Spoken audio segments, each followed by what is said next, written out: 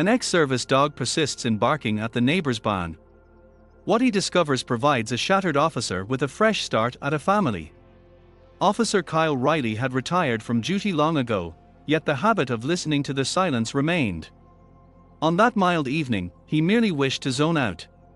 Soft lighting, crisp air. A tranquil yard. However, his former partner, a K9 pensioner named Havoc, suddenly froze by the fence and barked in a way reserved only for sensing danger. A second later, Kyle realized this wasn't just a quirk, it was a summons. And this call would alter their existence forever. Kyle often found himself living by momentum. Every day identically quiet, carefully constructed to avoid thinking too much. He got up, fed Havoc, read the news, did housework, and in the evenings tried to convince himself that silence was peace, not emptiness. But Havoc sensed more. He always sensed. In that night, the dog acted unusually from the start. He didn't play, didn't beg for treats. Didn't even lie down nearby as usual. Instead, he paced along the fence, grimly sniffing the gaps between the boards, as if trying to hear something hidden deep in the neighbor's yard. Kyle watched him through the glass door and thought, "What's troubling you, old man?" When Havoc growled again. Low, drawn out, like in the distant service days, Kyle felt an unpleasant prickle under his ribs. He remembered that sound all too well. The dog never reacted like that to squirrels or random noise. It was a warning. Kyle stepped outside. The air carried the scent of fresh-cut grass and autumn evening. Everything appeared calm. The neighbor's house was empty, curtains drawn, silence. Garden tools lay in disarray near the old shed. Seemingly nothing unusual. "Hey, buddy," Kyle called softly, approaching closer. "What did you catch there?" Havoc didn't turn around. He stood motionless, burying his nose into one specific spot on the fence, breathing rapidly, as if something alive was beneath him. Then he sharply turned his head toward Kyle. A gaze that was sharp, almost pleading. And that was the moment when everything inside Kyle shifted. There were no sirens, no danger, no obvious signs of trouble. Just an old dog who once saved lives and was now asking him to listen again. Kyle placed his palm on Havoc's fur and said quietly, "All right, show me." Kyle stepped over the low mesh between the yards, though he never would have allowed himself this before. He respected private property, rules, order, everything that kept him afloat after his discharge. But now he heard Havoc's heavy, anxious breathing and felt that delay could cost too much. The neighbor's yard seemed neglected, even though the owner had only left for a couple of days. The grass was flattened, a shovel thrown right on the path, as if someone dropped it in a hurry. The strange silence pressed harder than any sounds. A silence in which something is hiding. Havoc led him straight to the old wooden shed. The boards on the walls were dried out, as if breathing under the evening wind. But stepping closer, Kyle realized the wind had nothing to do with it. Something inside the shed rustled barely audibly, as if someone was clinging to the boards.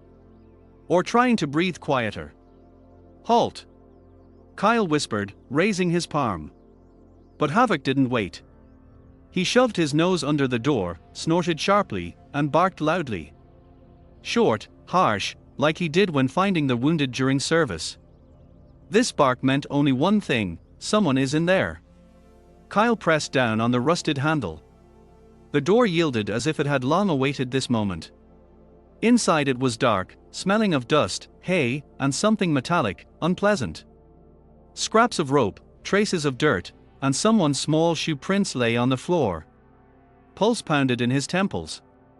Children, this thought arrived too quickly and too terrifyingly. Havoc circled the room, peering into the darkness, and suddenly stopped at a square hatch in the floor. He yipped quietly, lowering his muzzle down, as if trying to reach someone. Kyle leaned over. The hatch was ajar just a couple of centimeters. Enough to notice movement, but not enough to see who was there. He dropped to his knees and slowly lifted the heavy metal lid. The first thing he saw, small hands. They were trembling. Then dirty, frightened faces. Two boys, about 6 or 7 years old, were bound by a thick rope that held their torsos together, as if someone wanted to deprive them of the ability to move. The children's eyes were huge, glistening with tears and terror. They tried to say something, but the words drowned in sobs. "Hey, sure. Kyle's voice instantly became soft, as if speaking to a wounded puppy. "You are safe. I am here." Havoc lay on his belly, stretching his muzzle toward the boys, snorting quietly so they would know he is a friend. "Please," sobbed the boy in the red hoodie. Don't lock us back in." Kyle's throat tightened. Instantly. "No one will lock you up. Never again." He carefully reached his hands inside, trying to assess how deep they were sitting. Beneath the boys was an old metal platform covered in dirt and hay. It smelled of dampness and fear. "How long have you been here?" he asked gently. The boys glanced at each other. The second one in a dark blue hoodie whispered barely audibly, "Long. Very." Kyle felt everything compress inside him. He had seen many horrors over years of service, but always believed children were sacred, inaccessible to human cruelty. But the world reminded him again that evil chooses no age. He pulled the hatch wider, trying not to frighten them even more. "I need to lift you out, understand? It will hurt a little, but I am with you. I won't let go." The boys nodded, though tears continued to flow down dirty cheeks. Havoc stood nearby, ready to intervene at any moment if something went wrong. Kyle took a deep breath and began freeing them from the ropes. The knots were tied tight, clearly by an adult. His hands shook, but he forced himself to focus. One knot, a second. A third. When the rope finally loosened, one of the boys almost lost his balance. Kyle caught him, pressed him close. "That's it, you are no longer alone." And suddenly from outside, right at the shed entrance, came a slight, frightened sob. Kyle turned sharply. At the door stood a girl in a red dress, pale, with huge eyes. And she clearly knew more than she could explain. The girl stood so still, as if she herself were part of the shadow. The red dress lay in a wave on the dusty floor, and her hands still trembled near her face. Kyle saw in her gaze what an ordinary person wouldn't see. Not just fear. Guilt, heavy, corroding from the inside.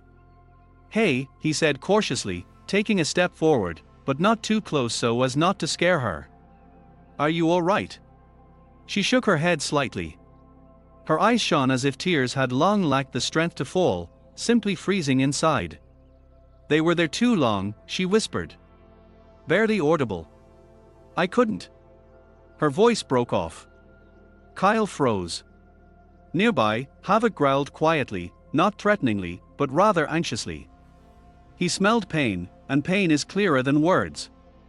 "It's okay," Kyle said softly. He even surprised himself. His voice was almost like the one he used with his niece many years ago, before their relationship dissolved after the tragedy. "You did the main thing. You came." The girl sobbed but didn't run away. That was already something. The boys were still sitting on the floor next to the hatch. One held Havoc tightly by the fur, as if the dog was the only anchor in this nightmare. The second raised his head and looked at the girl as if seeing a ghost. "That's Lily," he exhaled hoarsely. She tried to feed us." The girl abruptly covered her face with her palms, as if the spoken words became too heavy. Kyle knelt on one knee. "Lily," he pronounced her name as if it were fragile. "Can you tell me who did this?" She nodded silently, but her gaze stubbornly lowered to the floor. Clearly, she knew and was afraid. And suddenly a sound, a dull thud outside. Havoc rushed to the door, taking a defensive position. His tail went up, ears pricked up, and muzzle stretched forward. Instinct, honed by years of service. Kyle felt a chill run down his spine. He slowly stood up. "Everyone back," he ordered, not raising his voice. "To me." But the children didn't move. They clung to a reality they couldn't yet understand. The knock repeated. This time closer. Someone was walking near the shed. Kyle regretted for a second that he left his gun at home. He didn't think he'd ever be in a situation again where a weapon might be needed. He gestured for Havoc to stay near the children, while he approached the door himself, trying to see through the narrow gap between boards who was there. A silhouette, male, tall. Kyle froze, if it was that very man. "Lily," he asked quietly, not turning around. "Is your dad home?" In response, silence. But that was enough. The girl inhaled convulsively, and Kyle felt the air in the shed become different, viscous, heavy. He slowly slid the door open just enough to look out. Empty. Only rusty tools and long strips of evening light falling on the ground. But instinct, the same as Havoc's, said, someone was here. Kyle was closing the door when Lily suddenly whispered. He came every evening, watched, listened so they wouldn't scream. The words cut into his consciousness like a knife. The boys flinched. One sobbed quietly. Kyle felt something dark and heavy growing inside. Rage he had hidden for a long time. "Okay," he said, exhaling slowly. "We are leaving. Right now." He picked up the boys in his arms one by one, but firmly, so they felt support. The girl walked behind him, as if holding onto his shadow. Havoc walked on the flank, alert, ready to lunge forward at any moment. But as soon as they left the shed, Kyle noticed tracks, fresh shoe prints left in the still damp earth. And they led not toward the road, but deep into the lot behind the old trees. The man was here, and just recently. Kyle's mouth went dry. He didn't fear for himself. That feeling had long burned out. But the children, they were now his responsibility. His mission, his chance to become who he once was again. He leaned down to Havoc and whispered. "Find." The dog barked shortly and poked his nose into the ground, catching the scent. His tail tensed, muscles under the fur began to play. He was on a mission again. Even in deep old age. "Good boy, just don't go far." But Havoc had already moved forward, confident as ever. And at that moment Kyle realized, this night won't end simply. And if evil lives in this yard, it will return. But now the children had him and his dog, which meant evil didn't have a single chance. They moved slowly, almost silently, though every step seemed to echo in the air. Kyle held the boys by the shoulders, feeling their small bodies trembling under his palms. Lily walked nearby, slightly behind, and every time a branch cracked or a board groaned underfoot, she flinched, as if expecting someone's shadow to appear. But Havoc, old, tired, yet still incredibly precise, confidently led them further into the depth of the property. His tail was lowered, but ears were alert. He followed the trail as if he were a young service dog again, entrusted with the hardest tasks. Kyle felt the tension growing inside. This yard he had seen hundreds of times. Day after day. Calm, neat, standing out in no way. Never would have thought that behind this facade something similar was hidden. He knew the neighbor, quiet, closed off, untalkative. But dark secrets are never visible from the outside. "Lily," he said quietly, not looking back. "You must be honest. Where did he keep you?" "All three." She froze for a second. A weak breath escaped her lips. Kyle realized, here, on his property. She nodded. Barely noticeably. The boys huddled even closer in response. One pressed against Kyle's side, as if hoping to hide in his shadow. The second gripped his hand with both palms. He said no one would come," whispered the boy in the blue sweater. "That no one would hear us." Kyle clenched his teeth. He rarely allowed himself anger, but now it was too strong, too real. He glanced at Havoc. The dog was already several meters ahead, digging the earth, sniffing the air, moving faster and faster. "Wait. Here," Kyle said, lowering the boys to the ground. "I'll be a second." But Havoc suddenly lunged forward. "Havoc!" Kyle shouted sharply. But the dog had already disappeared behind the trees. Kyle ran after him, realizing now was not the time for caution. He heard only his own heartbeat and the crunch of branches underfoot. Havoc found something, and it could be anything. In a moment, he emerged into a small depression between the trees, to an old, tilted doghouse, which evidently served as a canine home once. The boards were so rotten that they seemed to fall apart from a single touch.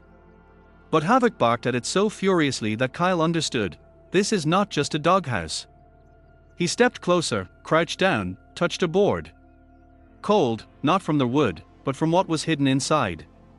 He pushed aside a skewed plank and saw a box, metallic, locked with an old padlock. "Damn," he whispered, reaching out his hand. And suddenly footsteps behind.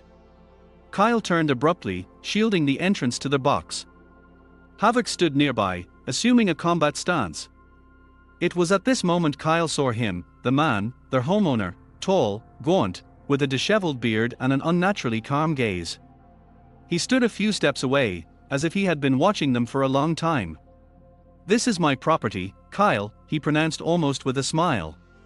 "You are breaking the law." "The law?" Kyle's voice sounded hollow and dangerous. "You seriously want to talk to me about the law? After what I saw?" The man shrugged. "You didn't see anything. Children fantasize. They always fantasize." Lily, standing in the distance, sobbed quietly. The boys grabbed onto each other. Havoc growled loudly, drawn out, low. Kyle took a step forward. "Where are the others?" The man tilted his head slightly. "Others?" He smiled. Too calmly, too confidently. And then Havoc did what Kyle didn't expect. He lunged forward fast, like in his best years. The man didn't have time to retreat. The dog stood before him, growling inches from his knees. "Scare, don't bite." He restrained himself, but was ready. Kyle stepped after him and grabbed the man by the shoulder.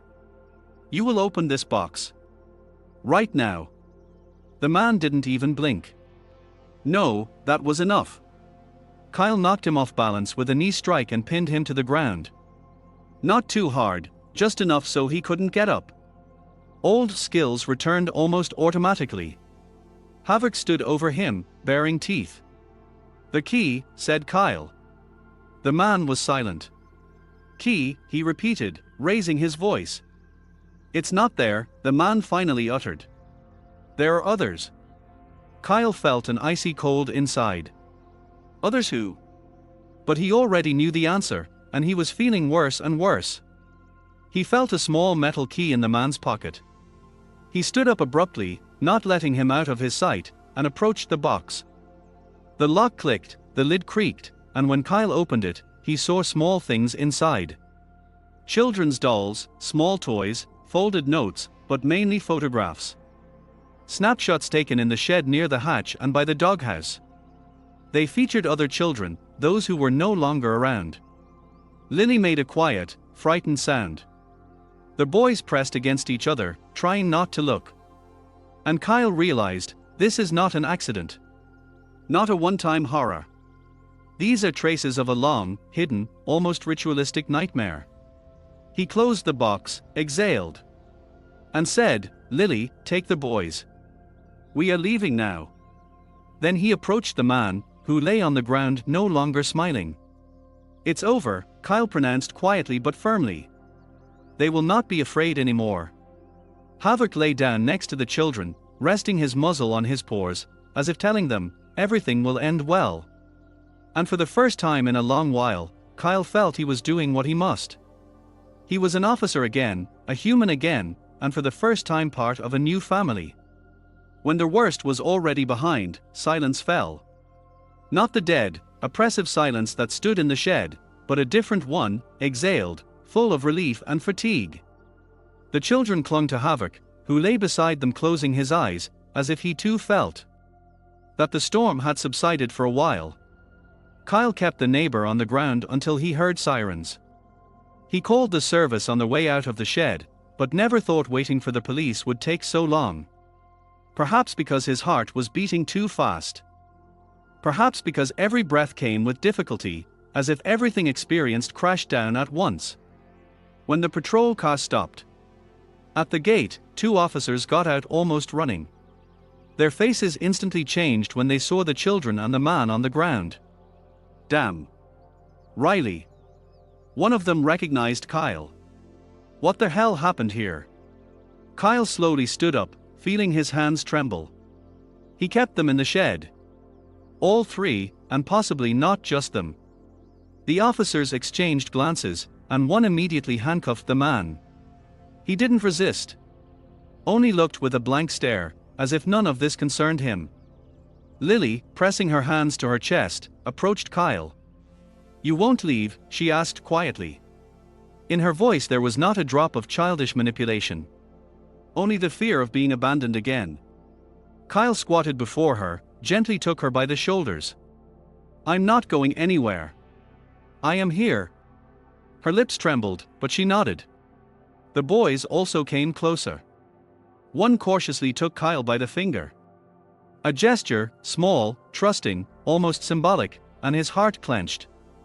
He hadn't felt needed in a long time. Another hour at the station, machinery working, investigators, medics, CPS. The children sat in the police car, wrapped in blankets. They kept looking at Kyle as if he were the only familiar face in a world that had crumbled beneath their feet. Havoc didn't leave their side for a step. Old, wise, loyal. His fur was damp from the tears of the boys who kept burying their faces in it. When procedures came to an end, a social worker approached Kyle. "These kids, they need someone they can trust. Especially now. You found them. They are drawn to you. You..." She stumbled, choosing a word. "You could undergo temporary custody while the investigation is ongoing." Kyle felt everything shifting inside. Custody. He never even thought about it. He lived alone. He long considered himself a broken officer, a man who lost too much to become part of someone's life again.